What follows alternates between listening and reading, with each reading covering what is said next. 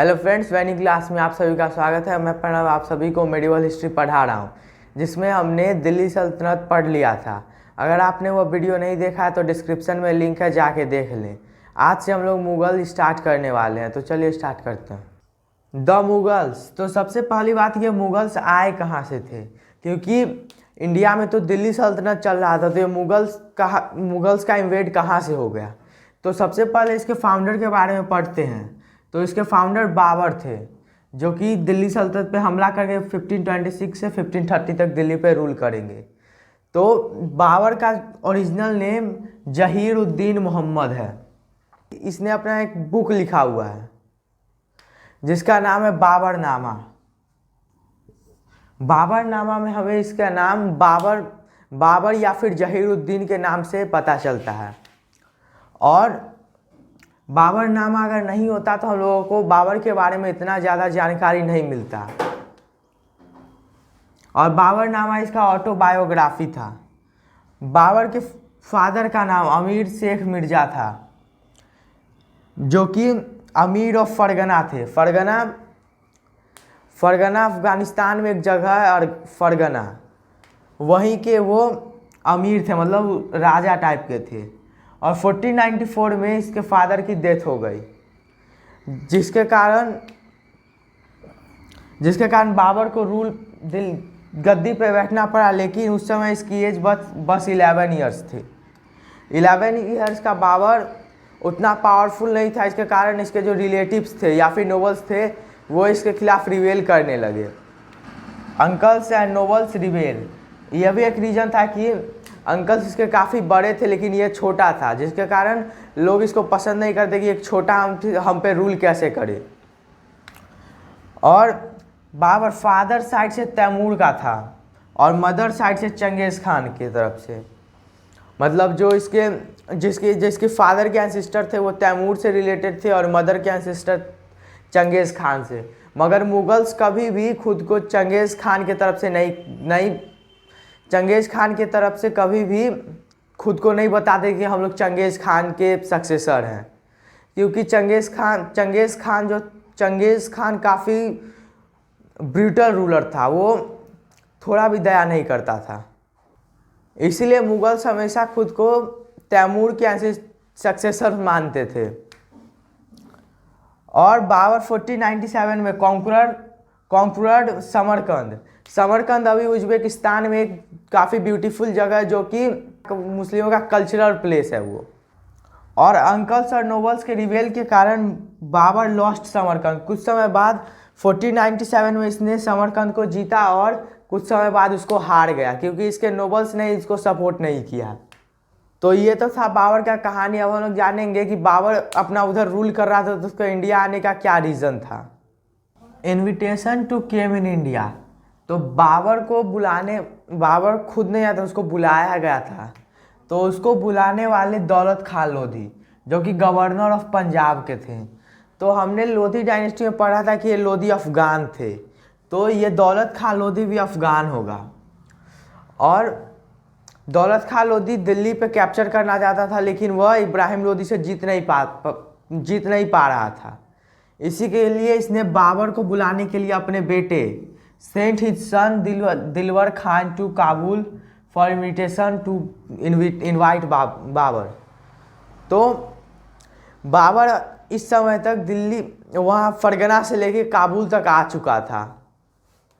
और दौलत खान लोधी को पता चला कि बाबर नाम का कोई इंसान है जो काफ़ी पावरफुल है और उसके पास न्यू टाइप के वेपन्स भी है।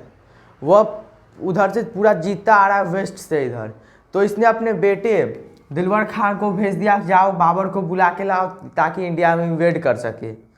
और दूसरा था आलम खान, जो कि अंकल ऑफ इब्राहिम लोधी थे। इन्होंने भी बाबर को एक बार मतलब चिट्ठी भेज के बुलाया था कि इंडिया आओ और इब्राहिम लोधी से लड़ो, इंडिया काफ़ी अच्छा जगह है। और बाबर ने अपने बुक में लिखा कि राणा संगा भी लगभग उसको बुलाने के लिए सपोर्ट कर रहा था। तो ये तो हो गया जो इसको इंडिया से बुला रहे थे, लेकिन उसका एक पर्सनल रीज़न यह था कि वह तैमूर का एंसिस्टर था और हमने यह भी पढ़ चुका है कि 1498 में तैमूर ने इंडिया पे इन्वेड कर दिया था, जिसके कारण इंडिया तो उसके पूर्वज का हो गया, जिसके कारण ये बाबर का इमोशनल रीजन भी था कि वह इंडिया में इन्वेड किया। तो अब इनको इंडिया में तो इन्वेड करने के लिए उसको इनविटेशन में मिल चुका है, उसका खुद का रीज़न भी है, तो वो अभी इंडिया में आ चुका है। अब इंडिया में इब्राहिम लोधी के साथ उसका लड़ाई होगा, हम लोग वो पढ़ेंगे। कॉन्करर ऑफ इंडिया, तो बाबर इंडिया का कॉन्करर कैसे बना, इंडिया आने के लिए उसने किस रूट का यूज किया, उसके बारे में हम लोग देखते हैं। तो बाबर कैप्चर्ड बिरहा एंड सियालकोट 1521 में उसने सियालकोट और बिरहा को कैप्चर कर लिया। इन दोनों को the twin gateway of Hindustan भी कहा जाता था उस टाइम में, क्योंकि उस टाइम में हिंदुस्तान में आने का इससे अच्छा रास्ता और कोई नहीं था, और इसके लिए काफ़ी लोगों ने भी लड़ाई किया, और बाबर इस पर जीतने में कामयाब रहा, और इसने 1524 में लाहौर को भी कैप्चर कर लिया। और जब इसने लाहौर पर कैप्चर किया तो दिल्ली में सबको पता चलने लगा था कि बाबर अब इंडिया में आने वाला है, लेकिन उन लोगों ने इतना ध्यान नहीं दिया। लेकिन जब उसने 1525 में क्रॉस्ड इंडस रिवर को जब क्रॉस कर लिया और became the master of Punjab का मास्टर बन गया, तब इब्राहिम लोधी ने बाबर से लड़ने का फैसला किया। तो 1526 में, अब हम लोग 1526 में देखेंगे बैटल ऑफ पानीपत होगा, जिसमें बाबर और इब्राहिम लोधी के बीच में होगा। तो हम लोग उसके बारे में पढ़ते हैं। तो अब हम लोग फर्स्ट बैटल ऑफ पानीपत देखेंगे। तो फर्स्ट बैटल ऑफ पानीपत में इब्राहिम लोधी और बाबर पार्टिसिपेट किए थे, जो कि 1526 में हुआ था। तो दोनों तरफ का फोर्स कैसा था वो देखते हैं। तो सबसे पहले इब्राहिम लोधी का फोर्स देखते हैं। तो इसके पास 1 लाख मेन थे, जिसमें से 40,000 कैवलरी था, मतलब कैवलरी मतलब जो घोड़े से लड़ता था, और 30,000 इन्फेंट्री था, जो कि ज़मीन पे तलवार से लड़ते थे, बाकी तीर भाला सब यूज करते थे। और इसके पास 1,000 एलिफेंट भी थे। पहले तो इतना मेन, उसके बाद भी इतना आर्मी, जिसके कारण इसका कॉन्फिडेंस लेवल काफ़ी हाई था कि बाबर को हम लोग हरा देंगे। लेकिन बाबर के तरफ से सिर्फ 24,000 मेन थे जो क्रॉस कर पाए थे इंडस। इसके पास और भी मेन थे, मगर वो इंडस रिवर को क्रॉस नहीं कर पाए थे, जिसमें से 24,000 में से मोस्टली कैवलरी थे, और joined by Indians and nobles. मतलब यहाँ तो इसके पास सिर्फ 24,000 आर्मी था, मगर जो इब्राहिम लोधी के अपोजिशन में जो नोबल्स थे या फिर इंडियन रूलर्स थे जो दिल्ली पे रूल करना चाहते थे, वो भी बाबर के सपोर्ट में गए। और रूनी मेथड ऑफ वॉरफेयर, यह मेथड ऑटोमन्स द्वारा यूज किया जाता था। इस मेथड में आगे में घेरा लगा के उसमें कैनन्स लगा दिया जाता था, जिसके कारण सामने वाली सेना को रोका जा सके। इसका यूज बाबर ने इस लड़ाई में किया। इस रूमी सिस्टम को तुलगमा सिस्टम या फिर अरबरा सिस्टम भी कहा जाता है। Use of gun powder, India का फर्स्ट बैटल होगा जिसमें गन पाउडर का यूज किया जाएगा। इससे पहले इंडिया में किसी भी लड़ाई में गन पाउडर का यूज नहीं किया जाएगा, जिसके कारण इब्राहिम लोधी की जो सेना है वो सब गन पाउडर वाले गन्स को देख के शौक हो जाएंगे कि ये भी ऐसा भी कुछ हथियार होता है, जिसके कारण इसके हाथी डर जाएंगे, जिसके कारण अपने ही सेना को ये हाथी कुचलने लगते हैं। और आर्चरीज भी कुछ इसके साथ, इंडियन आर्चरीज भी इब्राहिम लोधी के भी आर्चरीज आके इसमें मिल गए थे। आर्चरीज उनको कहा जाता है जो तीर का यूज करते हैं।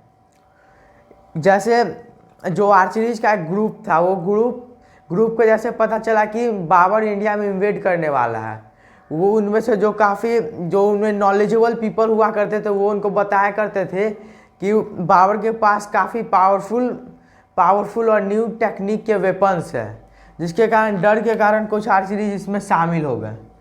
और इस बैटल में इस बैटल को बाबर ने सिर्फ एक ही बार में इब्राहिम लोदी को हरा के इस बैटल को जीत लिया और दिल्ली सल्तनत पे मुगल का राज हो गया। लेकिन जो इसके सपोर्टर्स थे उनको लगा बाबर दिल्ली में इन्वेड करेगा और लूट उठ के चला जाएगा, लेकिन उनको नहीं पता था बाबर को इंडिया इतना अच्छा लग जाए कि वो इंडिया में ही रह जाता है और इसके कारण इसको इंडियन से भी अब लड़ाई करना पड़ेगा। तो उसके बारे में हम लोग पढ़ते हैं। तो अब हम लोग देखेंगे कि बैटल्स वॉन बाय बाबर, जो उस समय का जो इंडिया था उसके हिसाब से बाबर ने कौन कौन सी लड़ाइयाँ जीती थी। तो सबसे पहला 1504 में battle of Kabul. Battle of Kabul को बाबर ने 1504 में जीत लिया था। और दूसरा हमने बैटल ऑफ पानीपत अभी पढ़ा जो 1526 में हुआ था। तीसरा बैटल ऑफ खानवा जो कि 1527 में हुआ था, बाबर और राणा सांगा। तो क्वेश्चन आता है कि राणा सांगा ने जब बाबर को बुलाया तो बाबर ने इसके साथ लड़ाई क्यों किया। तो रीजन था कि राणा सांगा को लगता था बाबर इंडिया में इन्वेड करेगा, पैसा लेगा और चला जाएगा, लेकिन बाबर कुछ दूसरे प्लान से आया था, वो इंडिया में रहना चाहता था, जिसके कारण राणा सांगा को जैसे पता चला कि वो बाबर भारत छोड़ के नहीं जाने वाला है, तो राणा सांगा बाबर को फोर्स करने लगा इंडिया से जाने के लिए, जिसके कारण इन दोनों के बीच में बैटल ऑफ खानवा हुआ जिसमें राणा सांगा हार गया। और बैटल ऑफ घाघरा जो 1529 में हुआ था, यह भी कुछ ऐसा ही रीजन था। अफगान्स को लगता था कि इब्राहिम लोदी को ये मारेगा और चला जाएगा, लेकिन बाबर नहीं गया, जिसके कारण अफगान्स भी बाबर को फोर्स कर जाने के लिए। इसके कारण बाबर और अफगान के बीच में हुआ, लेकिन ये सारे हार गए। और 1530 में बाबर बूढ़ा हो चुका था और वह बीमार होकर मर गया। इसके बाद इसका सबसे बड़ा बेटा हुमायूं रूलर बनेगा। हुमायूं का काफी लंबा चैप्टर है, जिसके कारण उसके बारे में हम लोग अगले वीडियो में पढ़ेंगे। अगर इस वीडियो में आपको कोई डाउट है तो कमेंट में जरूर पूछें।